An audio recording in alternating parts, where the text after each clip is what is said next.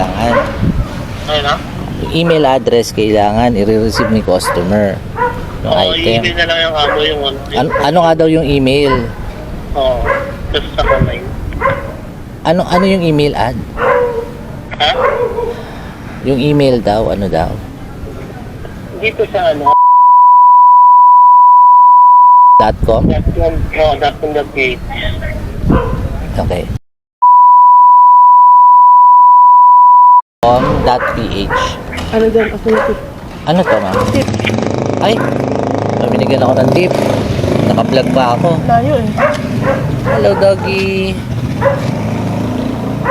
Ayan. Sige, ito. mag... .ph. Oh, help In desk case siguro po. doon. Okay lang.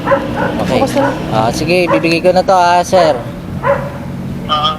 Thank you, kuya. Pa-assist na lang to si ma'am ha. Malayo to. Okay, sige.